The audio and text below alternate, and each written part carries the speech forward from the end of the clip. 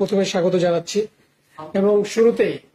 আপনারা জানেন যে বিগত যে ডাকসু নির্বাচন ছিল সেখানে আমাদের সবার প্রিয় একজন সাংবাদিক তরিকুল ইসলাম শিবলি যিনি ডাকসুর নির্বাচনকালীন সময়ের সংবাদ কালেকশন করার সময় হার্ট অ্যাটাকে বা স্ট্রোকে শাহাদাত বরণ করেন। আমরা শুরুতেই তার রুহের মাগফিরাত কামনা করি এবং তার সন্তপ্ত পরিবারের প্রতি সমবেদনা প্রকাশ করে আজকের এই সংবাদ সম্মেলন শুরু করছি। আমাদের র‍্যাব 11 কর্তৃক আয়োজিত আজকের এই সংবাদ সম্মেলনে মূলত দুটি ঘটনাকে নিয়ে, একটি কুমিল্লার এবং একটি মুন্সিগঞ্জে। কুমিল্লায় আপনারা জানেন যে গত কয়েকদিনে বেশ কয়েকটা ক্লুলেস মার্ডার হয়েছে, যার বেশ কয়েকটারই রহস্য আমরা উদ্ঘাটন করেছি। এর মধ্যে একটি চাঞ্চল্যকর হত্যাকাণ্ড ছিল যে গত 10ই সেপ্টেম্বর কুমিল্লার লালমাই এলাকায় রেল লাইনের পাশে একটি অজ্ঞাত ব্যক্তির মরদেহ দেখে সেটা লালমাই যে রেলওয়ে থানা আছে তাদেরকে অবগত করে এবং পরবর্তীতে সেখানে রেলওয়ে থানার পুলিশ কর্তৃক সেই মরদেহটি উদ্ধার করে কুমিল্লা মেডিকেল কলেজে তার ময়নাতদন্ত সম্পন্ন করা হয়। পরবর্তীতে তাকে শনাক্ত করা হয় এবং 11ই সেপ্টেম্বর ভিকটিমের ওয়াইফ কর্তৃক একটি মামলা দায়ের করা হয় এবং তারপর থেকে আমরা আমাদের কার্যক্রম শুরু করি এবং এই যে ক্লুলেস হত্যার রহস্য উদ্ঘাটন করার জন্য আমরা চেষ্টা করতে থাকি এবং তারই প্রেক্ষিতে গতকাল আমরা প্রথমে এই যে ভিকটিম, যিনি ভিকটিমের পূর্বের ভিকটিমের ওয়াইফ, সাবেক ওয়াইফ ফাতেমা, যার সাথে ডিভোর্স হয়ে যায় বিগত 2-3 মাস পূর্বে, তার যে বাবা এবং এই তার ওয়াইফের সৎ বাবা, তাকে প্রথমে অ্যারেস্ট করা হয় এবং তার দেয়া তথ্য অনুযায়ী পরবর্তীতে আমরা এই হত্যাকাণ্ডের সাথে জড়িত অন্যতম আসামি এই ভিকটিমের নাম দুলালের স্ত্রী ফাতেমা, এই ফাতেমার যে দ্বিতীয় স্বামী হাশেম, তার শাশুড়ি এবং তার স্ত্রীকে ঢাকা যাত্রাবাড়ি থেকে অ্যারেস্ট করা হয় এবং পরবর্তীতে আর একটা অভিযানে এর সাথে সংশ্লিষ্ট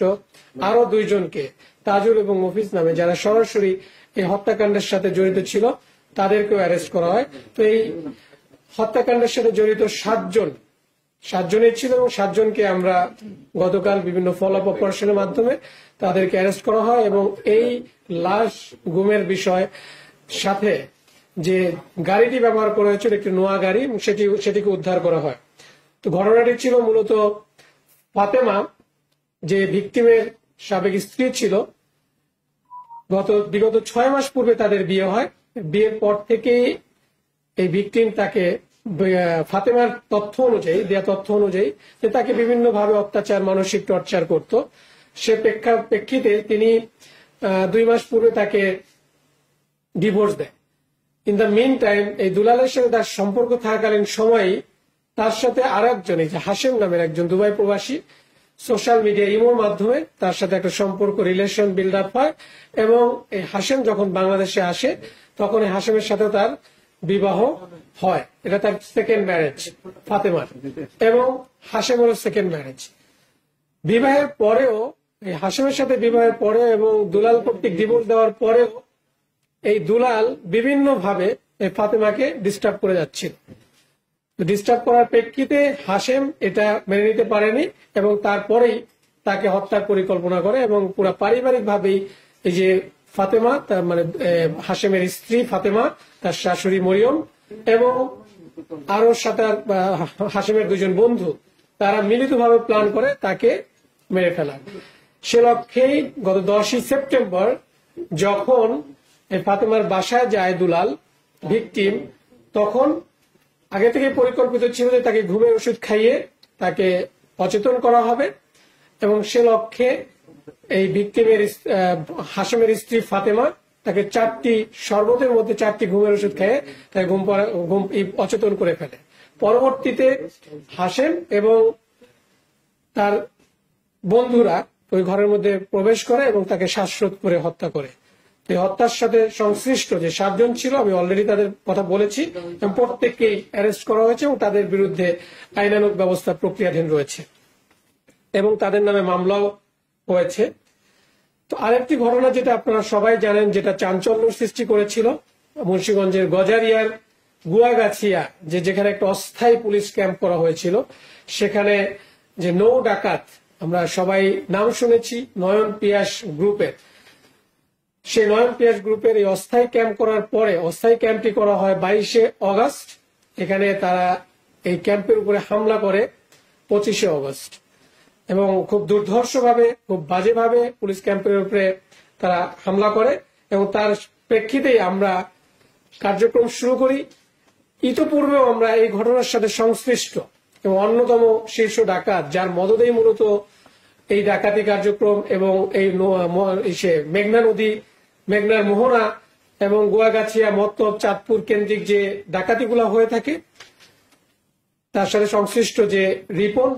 সহকারে আরো 6 জনকে আমরা ইতিপূর্বে গ্রেপ্তার করি এবং আজকেও আমরা যাকে অ্যারেস্ট করেছি সে এই নয়ন পিয়াসের আপন খালাতো ভাই এবং যার নামেও 30টি মামলা রয়েছে। তিনিও এই ডাকাতি বা এই চাঁদাবাজির সাথে সরাসরি যুক্ত এবং এখানে মূলত এই যে ঘটনাটা, ডাকাতি বা যে ঘটনাগুলো ঘটে থাকে, এর মেইন উদ্দেশ্য হচ্ছে বালুমহল, বালু উত্তোলন এবং নৌ ডাকাতি এবং এই মেঘনা নদী কেন্দ্রিক যে সকল জাহাজ বা ট্রলার বা নৌকা যেগুলো চলাচল করে তাদের কাছ থেকে বিভিন্ন অ্যামাউন্টের 200 থেকে 1000 টাকা পরিমাণ চাঁদা পার নৌকা তারা দিয়ে থাকে এবং আধিপত্য বিস্তার কেন্দ্রিক এখানে বিভিন্ন গ্রুপের সাথে সংঘর্ষের সৃষ্টি হয়। তো পরবর্তীতে যখন এই ঘটনা এই জায়গায় শান্তি শৃঙ্খলা ফিরিয়ে আনার জন্য বাংলাদেশ পুলিশ কর্তৃক যখন একটা অস্থায়ী ক্যাম্প করা হয়, সেটাও তারা মেনে নিতে পারেনি। তার প্রেক্ষিতেই এখানে কিন্তু এই পুলিশ ক্যাম্পের উপরে হামলা করে এবং এর সাথে এটা একটা মামলা হয়। মামলায় প্রায় 20 জনের নামে 20 জন এবং আরো প্রায় 10 থেকে 15 জনের নামে অজ্ঞাতনামা হিসাবে মামলা করা হয়। সেই মামলার অলরেডি আমরা 7 জন অন্যতম আসামি, যাদের প্রত্যেকের নামে প্রায় 30টা 25টা করে, মানে 20-এর অধিক মামলা রয়েছে। আজকে যাকে আমরা গ্রেপ্তার করেছি তাকে একটি অস্ত্র এবং তার যে আস্তানা থেকে বিপুল সংখ্যক ম্যাপ, যে তার এরিয়াটা কোন এরিয়ায় তার আধিপত্য বিস্তার করবে, কার এরিয়া, এই দলের এরিয়াটা কোনটা, সেরকম ম্যাপ, তারপরে আমরা টাকা গোনার মেশিন এবং আরো বেশ কিছু আলামত সহকারে তাকে আইনের আওতায় আনা হয় এবং এর বিরুদ্ধেও আমাদের পরবর্তী যে আইনানুগ যে ব্যবস্থা সেটা প্রক্রিয়াধীন রয়েছে।